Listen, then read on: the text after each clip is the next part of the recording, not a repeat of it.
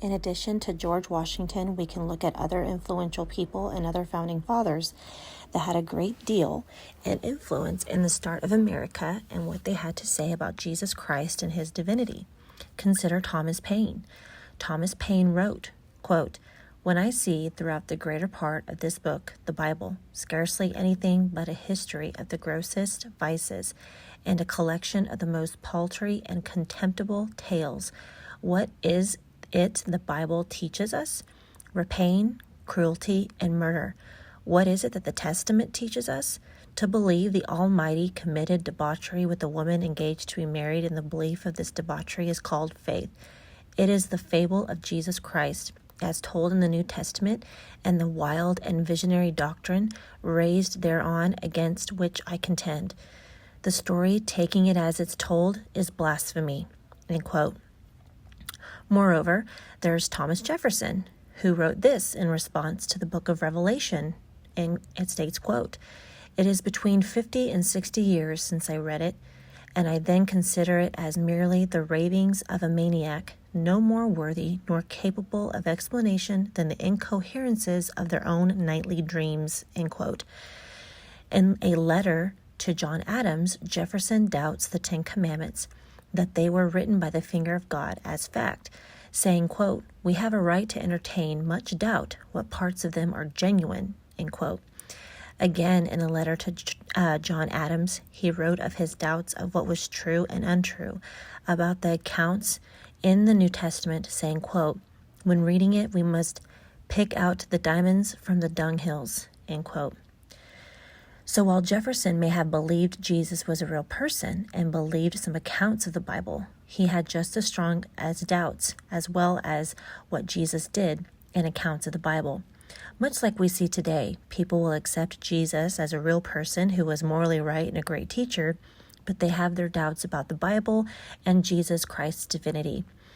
Then you have Benjamin Franklin, who is without question a very big influence in the start of America and is held up in history as a great man.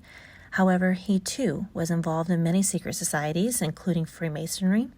Something interesting to take note of is that on February 11th, 1998, the Sunday Times reported that 10 bodies were dug up from beneath Benjamin Franklin's home at 36 Craven Street in London. They were 4 adults and 6 children and were discovered during a costly renovation of Franklin's former home. It was estimated that the bones were 200 years old and had to be buried sometime Franklin was living at his house. In addition, there were animal remains that were found as well. There are many other details of this story you can read on your own. Moreover, his opinion on Jesus Christ and Christianity was, he states in part, quote, "As to Jesus of Nazareth, my opinion, I have with most of the present dissenters in England some doubts to his divinity," end quote. So in considering the belief systems of some of these founding fathers who had a great deal of influence of starting America, and when you consider the countless pagan icons that dominate the symbols, statues, and buildings and seals all over our money and our country, it is hard to imagine that when they say, "In God we trust," or "one nation under God," they're speaking of the one true triune God, creator of the heavens and the earth. Instead, when you study their belief systems, they are putting their faith or trust in the Antichrist spirit, which is Nimrod/Osiris/Apollo, or who Masons call the all-seeing eye of the great architect of the universe.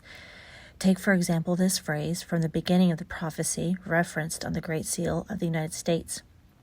We read, quote, "Justice returns old Saturn's reign, with the new breed of men sent down from heaven. Only do thou at the boy's birth, in whom the iron shall cease, the golden race arise. Befriend him, chaste Lucia, 'tis thine own Apollo reigns.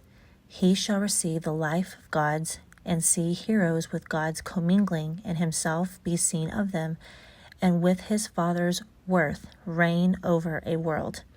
End quote.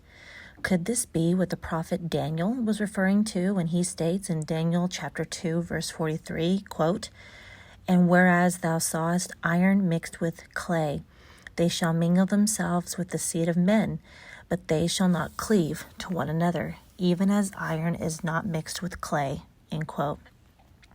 Whether you read these pagan prophecies or study biblical prophecy, they all seem to be prophesying of a coming time of a new hybrid age of commingling and mixing once again with the seed of the serpent with human beings, creating a hybrid race or agenda that we saw take place in Genesis 6 that brought the flood and that kicked up again after with Nimrod, king of Babylon. Perhaps this is why Freemason Manly P. Hall states in his book titled The Secret Destiny, quote, "The outcome of the secret destiny is an world order ruled by a king with supernatural powers. This king was descended of a divine race, that is, he belonged to the order of the illumined for those who come to a state of wisdom, then belonged to a family of heroes perfected by human beings," end quote.